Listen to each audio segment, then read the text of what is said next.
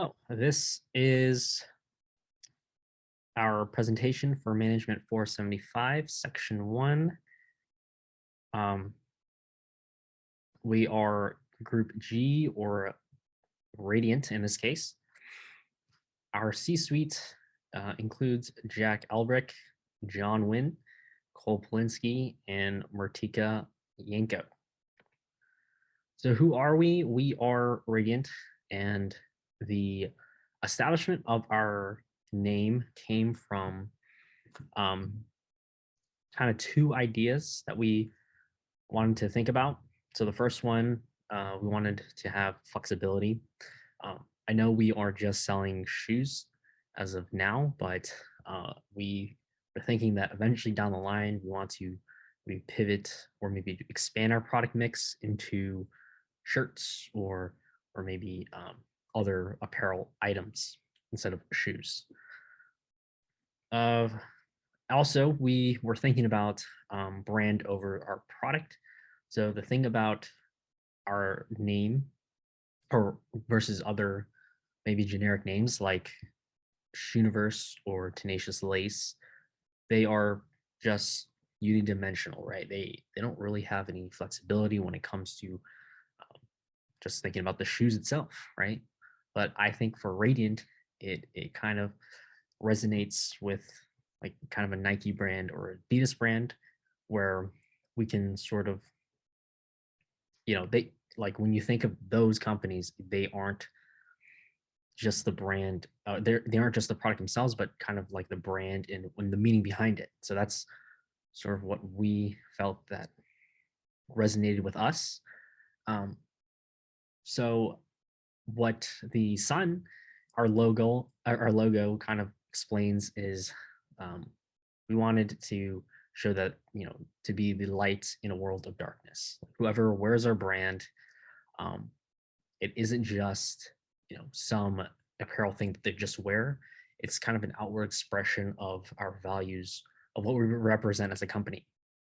And that sun kind of fits where, where radiant, what it means is it's to shine brightly, to shine brilliantly. And that kind of goes with the sun theme. Our desired brand image, we envision that we are trying to inspire people to make strides in the improvement of their daily lives. And this kind of sort of follows our three core values. One being relentless curiosity and having that just always questioning, always going against the social quo, because we're always refining our assumptions and we're refining who we are as people and just not settling with what we are known to know in this case. Our second core value is self-expression. Self-expression kind of represents that you are it's okay to be who you are, right? It's that you just have this ability, your unique ability, your unique experiences. That's kind of innate to you, and and that should be embraced, and that should be cherished and cultivated. And our third core value that we ride upon is a growth mindset. That everything is sort of a skill, that you're not necessarily fixed as a person, that you are able to just grow and become a better person just every day, because you have this motivation to just keep on becoming a better person. And it's sort of like where you have obstacles in your life, and that's sort of kind of a way to build resilience, is to cherish those obstacles in your life and to take those as learning mechanisms and learning points in your life to carry on your daily life and to learn from them and to grow.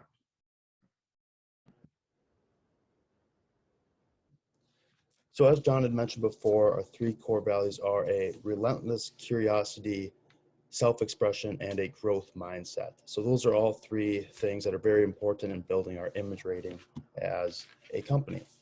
And so that being said, just beginning off some of our summaries of our competitive positioning, beginning with the image rating from years 11 to 14, we did see a really good increase right off the bat, initially from an 85 in year 11 as soon as G Radiant, as we took over G Radiant.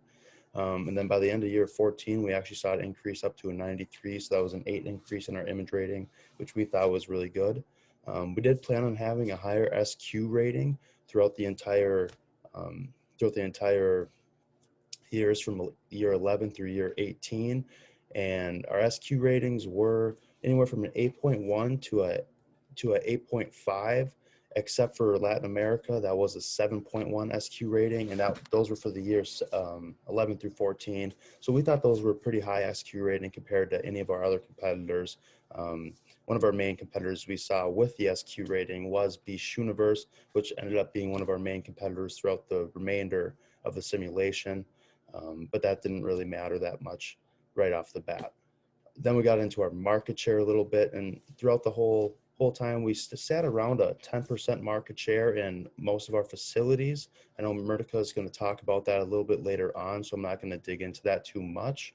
But we also did see an increase in our corporate responsibility expenditures throughout these first few years and throughout the remainder of the simulation as well. And we thought that was something that was really beneficial to maintaining a really good image rating throughout the entire simulation, years 11 through 18. So then we got into year 15 through 18. And initially from year 15 through 17, we did end up going down a little bit due to unchanging factors. But we did rebound in year 18 on our image rating and really boosted that back up. So that was really good. We did end up increasing our market share due to more models that we had put into production itself. And our involvement in our corporate social responsibility and citizenship did remain pretty high as well. So we thought that was definitely something throughout the whole entire simulation that was really beneficial to keeping a good image rating and really maintaining a good image rating compared to any of our other competitors as well. So now getting into the product mix itself between the branded, private label, and direct sales. Our branded side, on the branded side of things, throughout the wholesale market, we did typically see around a $500,000 or 500,000 revenue per year. This is speaking in terms of thousands, so keep that in mind. Throughout the internet, we did see around 175,000, but we did see large jumps within the last 2 years. But in year 16, we did see a dip in the performance. And I think that's part of the reason is because in year 15 and 16, that's when we saw a big shift. If you look in the bottom right corner there, I just took a snippet from the wholesale segment, North America. It did resemble pretty much the same exact thing in the internet segment and throughout the other facilities, the Latin America facility, Asia Pacific facility, and the Europe Africa facility. So I just kind of took the main snippet out of there. But yeah, so if you take a look at there, you can see a bunch of those companies did shift did boost all their models pretty high, and everybody shift to the right side of the chart. Everybody's pricing and SQ rating did range a little bit, and I think that's where people tried to more so differentiate themselves from other competitors. And you can see there that G, which is G Radiant, that's us. We did kind of stay more so in the middle right kind of type of area, but our market share did start decreasing a little bit. So that's where we were faced with the decision, should we move over to the right side? Should we start directly competing with these people? Because our revenues did drop that year. And so that's when we really had to make a decision and what we had to do, because we did start kind of panicking a little bit. And so we really did take a lot longer to make our decisions that time, because we wanted to make sure we were making the right decisions in order to start directly competing with some of these new competitors that we did have to face with. And in turn, that did turn out really beneficial for us, because in the following years, we did see an increase in our revenues again and an increase in our profits. Our revenues were pretty much above average or around average for the most part. In the last couple of years, they were below average just a little bit. But that being said, our profits were above average. So in the end of things, we were profiting more than the average, our average competitors as well. So that's something that was really good for us. Now getting into the private label market, this is where we saw a lot of benefits come out of, because we didn't participate until year 13, but there weren't a lot of other competitors that were participating. By the end of year 18, we actually did only see 4 to 5 competitors throughout the whole thing. So this is where we did gain a good amount of market share in the private label market, pretty high market share as well. And that's something that we saw pretty beneficial. In the last 2 years, we did see two very large gains in the private label market. That's when we really started to see that the amount that was demanded and the amount that was supplied, there wasn't as much that was supplied as there was demanded. So we kind of took that into account, and we started kind of getting a little more into the private label market and gaining market share as that went on. So we really capitalized on the leftover supply that we saw there. Like we said before, Beach Universe was one of our main competitors throughout the whole simulation, including the private label market. So that is definitely one of the areas that we tried to directly compete with Beach Universe, and I think we did a pretty good job in it. So that being said, I am going to pass it over to Murtika, and she's going to talk a little bit more about our market share between all of our different regions and facilities there. So, so this is our market shares by region. In North America, our internet sales had an average of 9.1%, and our market share ended with an 11.2% on year 18. Our wholesale and private label segment had an average of 8.1 and 8.9% market share respectively, while in Europe, Africa, we had an average market share of 8.8% for the internet segment, 7.9 for the wholesale, and 11.9 for our private label segment. The internet and wholesale segment in Asia Pacific and Latin America stayed pretty much constant, but our private label sales fluctuated a lot in both regions due to the lack of pairs of shoes being sold. So overall, I think we did pretty well in all four regions on year 18, but we kind of dropped a little on year 16.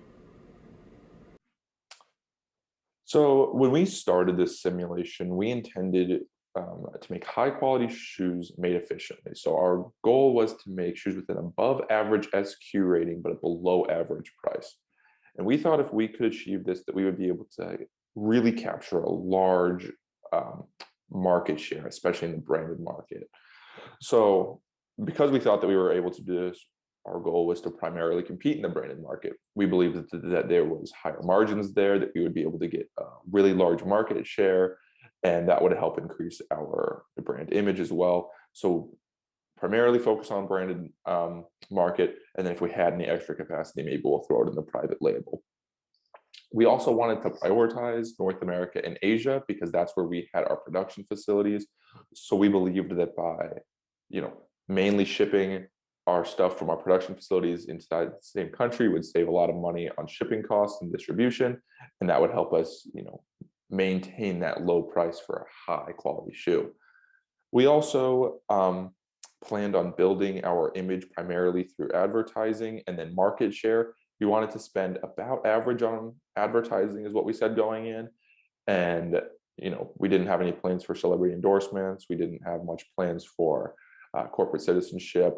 It was mostly just capture a large market share in the branded market and use that to push our image through. When distributing, we really looked at shipping charges, as we said. That's why we wanted to primarily focus on North America and Asia.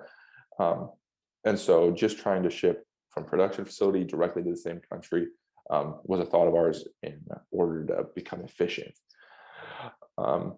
We knew that we wanted to make these high quality shoes, and we believed that by paying our employees a competitive amount, we wanted to pay above industry average in order to be efficient and well motivated, as well as investing heavily in incentive pay and best practice training in order to reduce the amount of errors and increase our SQ rating. So finally, we knew that when it came to financials, all we wanted to do was avoid debt. We really didn't have any plans for stock buybacks or anything like that, but we wanted to avoid debt. And we didn't look much at corporate citizenship. We kind of just ignored that completely and didn't have many plans to participate in it going in. But once we actually started playing the game, our realized strategy did shift a little bit. We did maintain that we wanted to make a quality shoe for the price. So we knew that we were not going to be top of the line 10 SQ, but we were able to maintain, 8, upper 7 points. So SQ rating, which was above industry average, while consistently being able to deliver at a lower end price than the industry average. Which for the first few years really did help us have some branded label success, but pretty quickly that our market share started getting eaten into. So after a few years of decreased sales, we decided that we were going to have to hop into the private label market and see how we would be able to expand there. And that was a big driver in us becoming successful towards the end. We found that we had a lot of success in the private label market just because so few other competitors were competing in there. So we charged near the max every time and had a lot of market share. We also realized pretty quickly we could not just focus on Asia and North America, so we had to evenly distribute our products to every region. This included us opening a production facility in Latin America in the 12th year, and then using shipping costs and exchange rates to figure out how we should distribute from those 3 facilities to get to everywhere in the world and try to be profitable in all those regions.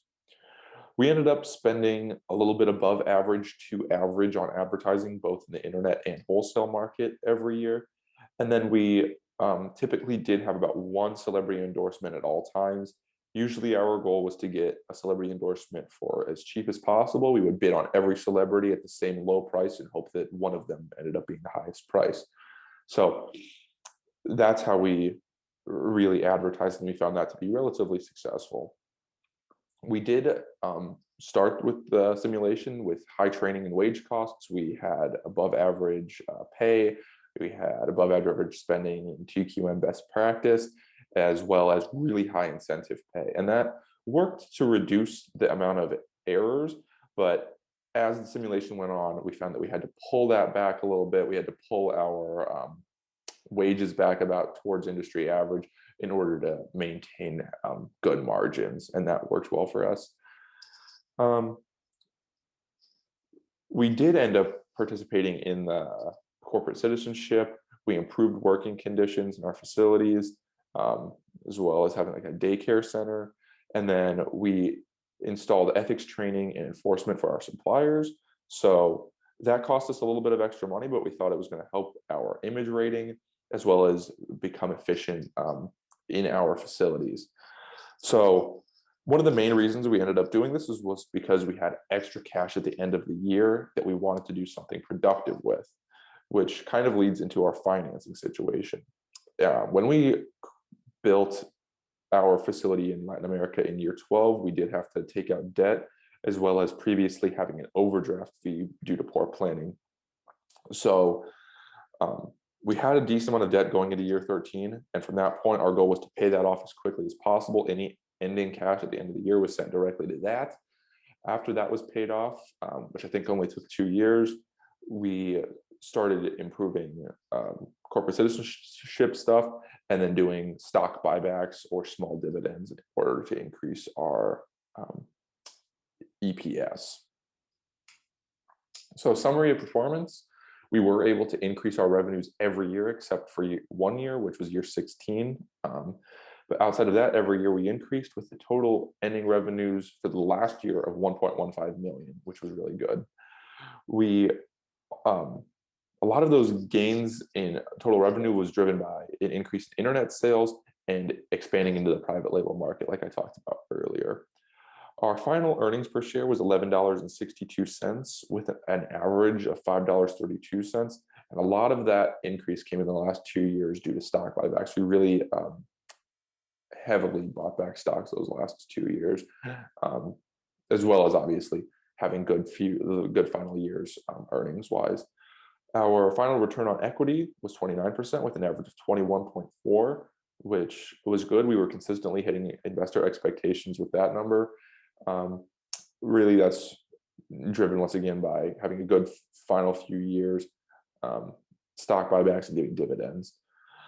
So final stock price was $262.26, which was competitive. That was good, driven by a lot of good profitable years towards the end, and then stock buybacks helps that as well.